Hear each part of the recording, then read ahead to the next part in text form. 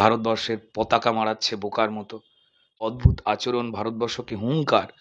পশ্চিমবঙ্গ মানে যেমন চোর তৃণমূল নয়, বাংলাদেশের এই উগ্র মুসলিম মৌলবাদের জিগির তোলা মুসলমান সমাজও তারা লজ্জিত হচ্ছে পৃথিবীর কাছে। যে নেতা এই কথা বলছেন তিনি আসলে কাল পরশু ডিম পাড়বে। পেট ভারী হয়ে গেছে, ডিমটা ঠিক জায়গা দিয়ে বেরোচ্ছে না বলে মুখ দিয়ে বাজে বাষ্প হয়ে বেরোচ্ছে। এর গোটানো লুঙ্গি এমন করে বেঁধে দেবে পাশবালিশের মতো হয়ে যাবে তারা। সেই রাজ্যগুলোতে চিরকালীন বিজেপি ক্ষমতায় ছিল, অন্য কোনো রাজনৈতিক দল ক্ষমতায় ছিল না। তৃণমূল মানেই যেহেতু দুর্নীতি, এই তৃণমূল তো বলেছে, আমরা বলবার আগে থেকে এই মমতা বন্দ্যোপাধ্যায় তো বলেছে, বর্ডার লাইন দিয়েই সিপিআইএম বাংলাদেশিদের ঢুকিয়ে ঢুকিয়ে রেশন কার্ড দিত। বিএসএফ কে দিয়ে আইতবে সহচরী হাতে হাতে ধরাধরি করে এরম করে হাত ধরে 2200 কিলোমিটার বর্ডার জুড়ে দাঁড়িয়ে থাকতে পারে না। এর রোহিঙ্গাদের কলোনি বানিয়ে তাদের ভারতীয় বানিয়ে দিচ্ছে। এবং আপনি সাবধানে থাকুন, আপনার বাবা হয়তো আপনার নাম ফতেমা বা রুকসানা করতে চায়, বলতে পারে তো পাতা রয়েছে সংবিধানে, বলতে পারে না, নিয়ে ঘুরে বেড়ায়। কংগ্রেস পার্টি একটা বড় ব্যবসা। সমস্ত রাজনৈতিক দলের নেতাদের জেলে পুরে দিয়ে সরকার ফেলে দিয়েছিল কে? ইন্দিরা গান্ধী। এইটা সনাতনীদের দেশ ছিল, হিন্দুদের দেশ ছিল। আমাদের দেশে মুসলমান তৈরি হয়, হিন্দুরা কনভার্টেড হয় ভয়তে, সামান্য কিছু লোক ভক্তিতে। সেকুলারের দায়, সর্বধর্ম সম্প্রীতির দায় একা হিন্দুদের নাকি? উনি তো কোরআনের উপরে লুঙ্গি রেখে দিলেন। এবার তার দল ভোট পেতে গিয়ে বুদ্ধবাবুর পক্ষে দাঁড়ায়নি। আবারও বিএনপি নেতার হাস্যকর হুঁশিয়ারি, লুঙ্গি গুটিয়ে দিল্লি দখলের হুঁশিয়ারি। বিএনপি নেতা বলেন যে ওরা রাফাল বিমানের ভয় দেখায়, তাহলে বোঝেন আমাদের টয়লেট করাতে রাফাল বিমান লাগে, আর আপনাদের তো টয়লেট আসলে রাস্তায় বসে পড়েন। কি বলবেন? আমার মনে হয় যে যেহেতু বাংলাদেশে মানে ওরা এত দখল টখল করবে সব বলছে, অদ্ভুত কথাবার্তা। সবাই বলছে না, বাংলাদেশের পাকিস্তানের পক্ষে থাকা যে লোকগুলো যারা জামাতে ইসলাম দল করেন, যে জামাতে ইসলামকে বাংলাদেশের 80% মানুষ পছন্দ করেন না, তিনি হিন্দু হোক বা মুসলমান, যারা ওখানে সংখ্যাগরিষ্ঠ, যাদের এই জামাতের নির্দেশে ইউনূস সরকার চলছে এবং হিন্দুদের বা সনাতনীদের বা সংখ্যালঘুদের বিরোধী বলে নিজেরা প্রমাণ দিচ্ছে, অথচ সেই প্রমাণ লুকোতে মিথ্যে কথা বলছে, ভারতবর্ষের পতাকা মাড়াচ্ছে বোকার মতো। 4 দিনে কলকাতা দখলের কথা বলছে। কতজন? তাদের জনসংখ্যা 18 কোটি, আমাদের 140 কোটি। এক ভারতবর্ষ সামরিক শক্তিতে এবং অর্থনৈতিক অবস্থানে পৃথিবীর যে শক্তিশালী দেশগুলো তাদের মধ্যে এখন পড়ে। এগুলো জানবার পর যে কয়েকজনের এই অদ্ভুত যুক্তি, অদ্ভুত আচরণ, ভারতবর্ষকে হুঙ্কার, তা দিয়ে ভারতবর্ষের প্রচুর নাগরিকের মনে হচ্ছে বাংলাদেশ মানে বুঝি এমন।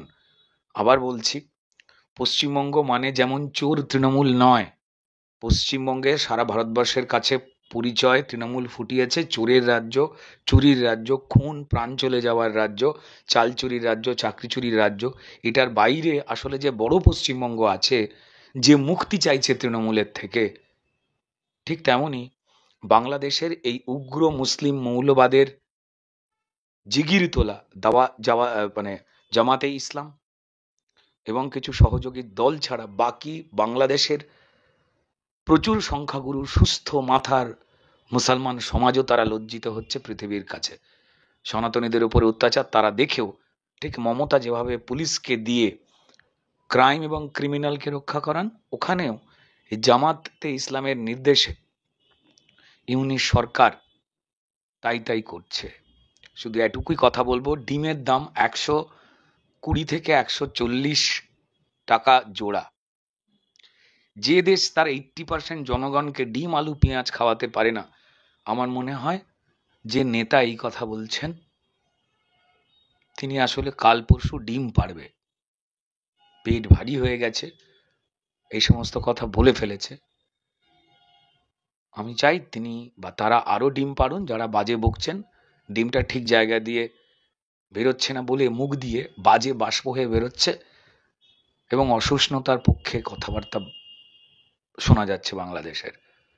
আগে দেশের মানুষকে বাঁচাক, দুটো খেতে দিক, নাহলে সব মানুষ জড়ো হয়ে তাদের গোটানো লুঙ্গি এমন করে বেঁধে দেবে, পাঁচবালিশের মতো হয়ে যাবে তারা। দাদা, অনুপ্রবেশ নিয়ে রাজ্যের বিরোধীরা বিশেষত বিজেপি শাসক দলকে নিশানা করেন, কিন্তু এটা তো সত্যি যে সীমান্ত তো কেন্দ্রীয় স্বরাষ্ট্র মন্ত্রকের অধীনে। নিজের দলের কাছে সেই প্রশ্নটাও তো করাটা উচিত, তাই না? আমার মতাদর্শের বিরোধিতা হলেই তাকে প্রশ্নের মুখে পড়তে হবে, নইলে নয়। এমনটা যদি হয় তাহলে প্রকারান্তরে অনুপ্রবেশ ইস্যুটাকে তো সবাই জিইয়ে রাখতে চাইছি, তাই না? কেউ তো এর সলিউশনের কথা ভাবছি না, তাই না? কি প্রথম হচ্ছে যে ভারতবর্ষের যে বর্ডার লাইন রয়েছে, লাগোয়া রাজ্যগুলোর গা দিয়ে যে বর্ডার রয়েছে, সেই বর্ডারে অন্যান্য রাজ্যও রয়েছে। আপনারা কোনোদিন সেই রাজ্যগুলো থেকে বিজেপির তোলা এই অভিযোগ শুনতে পাবেন না। এমনটা নয় যে সেই রাজ্যগুলোতে চিরকালীন বিজেপি ক্ষমতায় ছিল, অন্য কোনো রাজনৈতিক দল ক্ষমতায় ছিল না। কিন্তু দুর্ভাগ্যজনকভাবে তৃণমূল মানেই যেহেতু দুর্নীতি, এই তৃণমূল তো বলেছে, আমরা বলবার আগে থেকে এই মমতা বন্দ্যোপাধ্যায় তো বলেছে যে এই বর্ডার লাইন দিয়েই, যখন কংগ্রেসের সরকার ছিল কেন্দ্রে, সেই সময়তে এই বর্ডার লাইন দিয়েই সিপিআইএম বাংলাদেশিদের ঢুকিয়ে ঢুকিয়ে রেশন কার্ড দিত। আমি না, এই অবৈধ অনুপ্রবেশ নিয়ে মমতা বন্দ্যোপাধ্যায় বিরোধী নেত্রী হিসেবে পার্লামেন্টে কাগজ ছুঁড়ে মেরেছিলেন স্পিকারের কাছে যে আমায় কথা বলতে দেওয়া হচ্ছে না। তিনি অজস্র ইন্টারভিউতে বলেছিলেন যে সিপিআইএম পশ্চিমবঙ্গে জনসমর্থন হারিয়েছে, তাই ওই দেশে যেখানে রোজগার নেই বাংলাদেশে, যারা পশ্চিমবঙ্গে রোজগারের জন্য আসছে বা অন্য কোনো ধান্দায় ঢুকে পড়ছে, তাদেরকে হাতে লেখা রেশন কার্ড, সেই সময় ওটাই ছিল ভোটার পরিচয়পত্র, সেটাকে দিয়ে তাদের ভোট ব্যাংক বাড়াচ্ছে এবং জঙ্গি ঢোকাচ্ছে। আমি বলিনি, মমতা বন্দ্যোপাধ্যায় বলেছিলেন। তাই কেন্দ্রের যে সরকারই থাকুক না কেন, যে কোনো রাজ্যের বর্ডারেই থাকুক না কেন যেমন রয়েছে, সেখানে কেন্দ্র সরকার কখনো পর্যন্ত এক বিএসএফ কে দিয়ে আইতবে সহচরী হাতে হাতে ধরাধরি করে এরম করে হাত ধরে 2200 কিলোমিটার বর্ডার জুড়ে দাঁড়িয়ে থাকতে পারে না। তার জন্য রাজ্য সরকারকে, কেন্দ্রীয় সরকারকে, ফেডারেল স্ট্রাকচার আমার দেশে রয়েছে, সেক্ষেত্রে জমি দিতে হয়। কেন্দ্রীয় সরকার বহুবার জমি চেয়েছে, রাজ্য সরকার বহুবার জমি দেয়নি। শুধুমাত্র কেন্দ্র সরকার নয়, ভাবতে হবে যে সব থেকে গুরুত্বপূর্ণ বাঁচবার ক্ষেত্রে সেই পৌরাস বর্ডারের রাজ্য সরকার। আর সেই রাজ্য সরকার কি করছে? বাংলাদেশি এবং রোহিঙ্গা ঢুকিয়ে তাদের ভোটার কার্ড দিয়ে দিচ্ছে হাতে, জাল পাসপোর্ট দিয়ে দিচ্ছে হাতে, এবং এই কসবাই গুলশান কলোনির মতো বিভিন্ন জেলায় জেলায় এই ধরনের রোহিঙ্গাদের কলোনি বানিয়ে তাদের ভারতীয় বানিয়ে দিচ্ছে। এবং আজকে খাগড়াগড় থেকে আজকে বিস্ফোরণ হচ্ছে, আজকে মুর্শিদাবাদ বা বিভিন্ন বর্ডার থেকে জঙ্গিরা ধরা পড়ছে। ভালো করে দেখুন, পশ্চিমবঙ্গের পুলিশ প্রথমে ধরছে না, আগে খবর পাচ্ছে হয় এনআইএ, নয় অন্য রাজ্য থেকে পুলিশ এসে বারবার এখান থেকে গ্রেপ্তার করছে। তারপর রাজ্য সরকার যারা ভোটার বানিয়ে নিজের গদি ধরে রাখবার লোভে এই রাজ্যটার সমস্যা করছে। আমাদের ফেডারেল স্ট্রাকচারে তো একটা নিয়ম আছে, কেন্দ্র সরকার নিজেই লোহা পাইপ কাঁটাতা নিয়ে এসে কাল থেকে বেড়া দিয়ে শুরু করতে পারে না, রাজ্য সরকারের অনুমোদন লাগে। আজকে মমতা বন্দ্যোপাধ্যায় যখন দেখেছেন মানুষ খেপে যাচ্ছে, তখন বাংলাদেশের এই উগ্রবাদী দু একটা লোকজনের বিরুদ্ধে দু একটা কথা বলছেন। তার কারণ বাংলাদেশের বাংলা বলা মুসলমান যারা উগ্রতার পক্ষে কথা বলে, তাদেরই তিনি প্রশ্রয় দিয়েছেন এই রাজ্যেও, যাদের নাম ববি হাকিম, যাদের নাম সিদ্দিকুল্লাহ চৌধুরী, যাদের নাম হুমায়ুন কবির, যারা হিন্দুদের কেটে ভাগীরথীতে ভাসিয়ে দিতে বলে, যারা বলে দুটো বাচ্চা নয় সরকারি নিয়মে, আমাদের 4টে বাচ্চা পয়দা করতে হবে। সিদ্দিকুল্লাহ বলেছে, ববি হাকিম বলেছে ইনশাল্লাহ আল্লাহ তালিম আমাদের এমন আছে আমরা সংখ্যাগুরু হয়ে যাব। আল্লাহ কি তালিম দিয়েছে? রাত জাগবার। একবারও ববি হাকিম তো বলেনি। তার মেয়ে রাস্তায় নেমে পড়েছে এখন, মিডিয়ার সামনে তিনি বলছেন যে বাবার উর্দু তর্জমার ভুল ব্যাখ্যা হচ্ছে। উর্দু বলেনি, ববি হাকিম উর্দু জানে না। দুর্গাপুজো করা ববি হাকিমের সুযোগ্যা সন্তান মাননীয়া প্রিয়াদর্শিনী দেবীকে বলছি, আপনার বাবা এর আগে আরেকটি ভিডিওতে কথা বলেছিলেন। কি বলেছিলেন? প্রকাশ্য জনসভায় যারা হিন্দু এবং অন্যান্য ধর্মে জন্মেছে তারা দুর্ভাগ্যা, তাদেরকে দাওয়াতে ইসলাম দিয়ে ইসলামে ধর্মান্তরিত করতে হবে, বলেনি? সেটা তো স্পষ্ট বাংলায় বলেছিলেন প্রিয়দর্শিনী দেবী। তার আগে আপনার বাবা বলেছিলেন ইনশাল্লাহ সামনে ऐसे दिन आएगा कि आधा বেঙ্গল উর্দু বলেগা, বলেননি প্রিয়দর্শিনী দেবী? আপনি ভুলে গেছেন, আপনি সাবধানে থাকুন। আপনার বাবা হয়তো আপনার নাম ফতেমা বা রুকসানা করতে চায়, বলতে পারছে না। আমি জানি না জনসংখ্যা দিয়ে যদি ভারতবর্ষের পার্লামেন্ট দখল বা বিধানসভা দখল পশ্চিমবঙ্গে করতে চান, আমি জানি না আপনাদের পরিবারে আবার নিকাহ মানে শাদী মানে বিয়ে হবে কিনা, বলা যায় না। আপনার ভাই বোনও হতে পারে, সে কথা হয়তো আপনার বাবা বলেনি, হতেই পারেন তিনি। সংসদ যেটাকে মন্দির বলা হয় গণতন্ত্রের, সেখানে দাঁড়িয়ে অমিত শাহ যে মন্তব্য করেছেন, সেটাকে আপনি কিভাবে দেখছেন? একজন স্বরাষ্ট্রমন্ত্রী হয়ে এরকম একটা মন্তব্য করেছেন। একদম সঠিক মন্তব্যই করেছে। উনি এই মন্তব্য করতে বাধ্য হয়েছেন যে বারবার যে বাবা সাহেব আম্বেদকর, যার সংবিধান নিয়ে কথাবার্তা আজকাল বলছে খুব কংগ্রেস, সেই বাবা সাহেব আম্বেদকর যাতে ভোটে না জিততে পারেন তার জন্য বিরাট খাটুনি খেটেছিল এই কংগ্রেস তাকে হারাবার জন্য। বাবা সাহেব আম্বেদকরকে কে সম্মান দিয়েছে? ভারতরত্ন, ভারতের শ্রেষ্ঠ যে গৌরবগুলো, সেগুলো কবে দেওয়া হয়েছে? আজকে যে সংবিধানের কথা বলছেন কংগ্রেস, এই সংবিধানকে প্রায় 70 বার পাল্টেছে। দেখুন, রাহুল গান্ধী সম্পর্কে যত কম কথা যায় তত ভালো। কত পাতা রয়েছে সংবিধানে বলতে পারেন না, নিয়ে ঘুরে বেড়ায়। পায়ে তিনি 2-3 লক্ষ টাকা জুতো পরেন, পড়তেই পারেন। কংগ্রেস পার্টি একটা বড় ব্যবসা। সফল ব্যবসায়ী কি করেন? যিনি 56 বছর বয়সে মঞ্চে দাঁড়িয়ে বলেন মুঝ জैसे युवा, বৃদ্ধ বয়সে নিজেকে যুবক বলেন। তার কদিন আগেই বলেছেন এক 8 সাল কি বাচ্চা যুবা নে, 8 সালের বাচ্চাকেও যুবক বলেন। एक बार एक आदमी ने किसी एक को बोला था मेरे एक गाल में थप्पड़ मारना है तो दूसरे गाल में बढ़ा दूंगा। আরে এটা ওদেরই পরিবার লোকের কথা, ও নাম ভুলে গিয়ে অন্য লোকের কথা বলছেন। তাই এই হেন রাহুল গান্ধী যে দলের নেতা হন, সেই দল যে বাবা সাহেব আম্বেদকরের লেখা সংবিধানকে বারবার পাল্টে যায়। সংবিধান পাল্টানো যায় পরিবেশ বা ক্রাইসিস অনুযায়ী। সংবিধানের প্রথম দিকের ধারাগুলোতে লেখা রয়েছে বদলে যাওয়া সমাজ, অর্থনীতি, রাজনৈতিক পরিবেশের বদল দেখে সংবিধানের পরিমার্জন করা যায়। এটা সংবিধান পাল্টানো নয়। তারপর তারা বাবা সাহেব আম্বেদকরকে নিয়ে ঘুরছে। তাই এই ধরনের কথা পরিষ্কার, সেখান থেকে পরিষ্কার স্বরাষ্ট্রমন্ত্রী কি বলেছেন যে আপনারা নিজেরা রাজনৈতিকভাবে ফায়দা তুলতে এবং বাঁচতে যেভাবে সবার সম্মানীয় বাবা সাহেব আম্বেদকর নাম জপ করছেন, ততবার আপনারা সংবিধানও পড়েননি, সংবিধানের সুরক্ষাও রক্ষা করেননি। এই দেশের জরুরি অবস্থা কে কায়েম করেছিল? ইন্দিরা গান্ধী। জরুরি অবস্থা জারি করে ভারতবর্ষের সমস্ত রাজনৈতিক দলের নেতাদের জেলে পুরে দিয়ে সরকার ফেলে দিয়েছিল কে? ইন্দিরা গান্ধী। এই রাহুল গান্ধী ঠাকুমা, যারা সংবিধান নিয়ে ছিনিমিনি খেলেছে, যারা বাবা সাহেবের সংবিধানের অবমাননার সব থেকে নির্লজ্জ উদাহরণ, তারা আজকে সংবিধান করছে। সেই জায়গায় বাবা সাহেব করছে। সেই জায়গায় অমিত শাহজি বলেছেন তো যে এর থেকে বেশিরভাগ ঈশ্বরের নাম যদি আপনারা জপতেন তো তাহলে পুণ্যবান হয়ে যেতেন। এটাতে কিসের অসম্মানের কথা হলো? যারা দেখছেন তারা আমার মনে হয় যে মোহাম্মদ সেলিমের সঙ্গে ঘুম থেকে উঠে মিটিং করেন। যে মোহাম্মদ সেলিম ফেসবুকে পোস্ট করে যে বাবরি মন্দির, রাম মন্দির নিয়ে যে রায় সুপ্রিম কোর্ট দিয়েছিলেন, আর্কিওলজিক্যাল সার্ভে অফ ইন্ডিয়া থেকে শুরু করে নানান রিসার্চ গ্রুপ, যেখানে প্রচুর শিক্ষিত মুসলমান মানুষ ছিলেন, তারা খনন কার্য করে দেখেছিলেন যে বাবরি মসজিদের নিচে মন্দির পাওয়া গেছে, ধ্বংসাবশেষ পাওয়া গেছে। হিন্দু ধর্মের সেই স্থাপত্যগুলো, যার বয়স অনেক হাজার। সবাই জানে এটা সনাতনীদের দেশ ছিল, হিন্দুদের দেশ ছিল। শুধু ব্রিটিশ আমাদের এখানে 200 বছরে রাজ করেনি, মুঘলরা করেছে।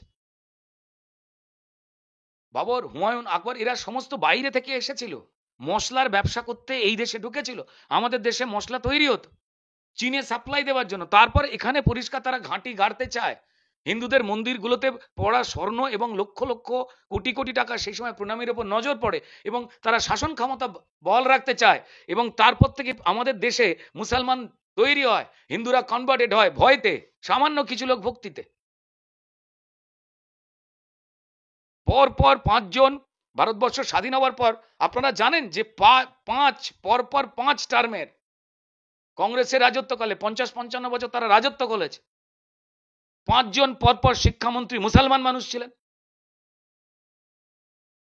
তারা ইতিহাস বইতে কি কি বাদ দেওয়ার দিয়েছেন, কাদের মানে যাদের ঘাতক তাদেরকে তারা দেবতা বানিয়েছেন। আজকে প্রশ্নগুলো তুললেই কর্কশ সত্যি শুনতে খারাপ লাগছে।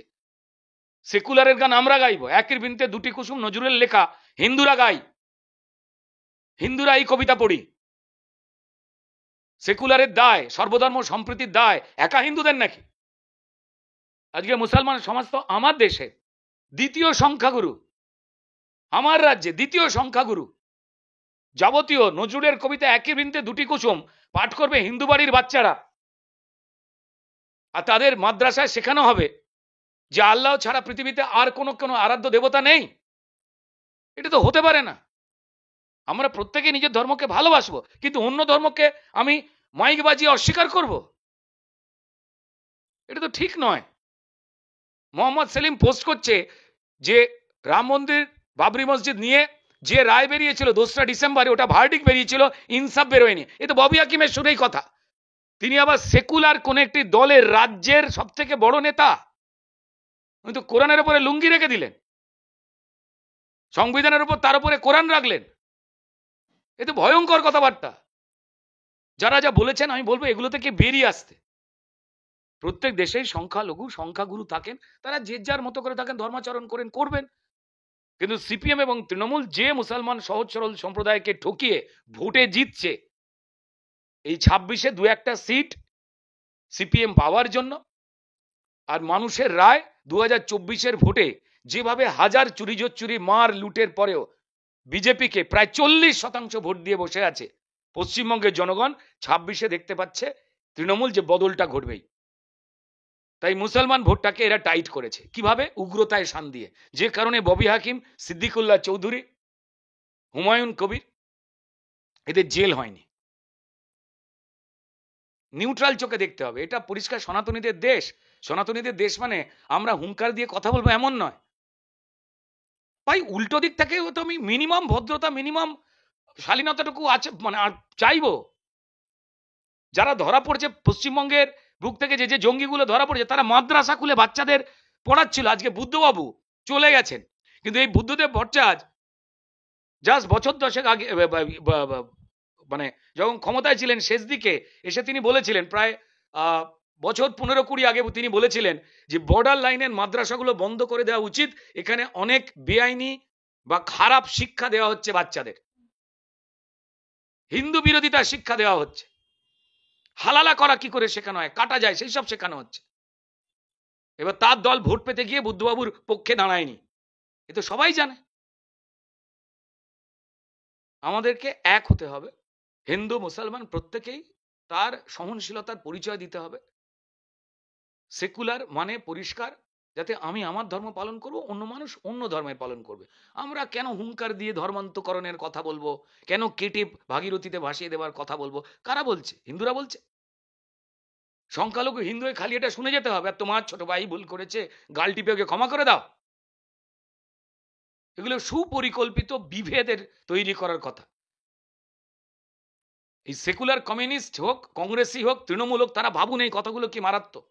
আপনি যদি হিন্দু হন, যদি সনাতনী হন, পরিষ্কার দলমতের বাইরে গিয়ে স্পষ্ট করে সত্যি কথাটা বলুন, এইসব বাঁদরামি চলবে না।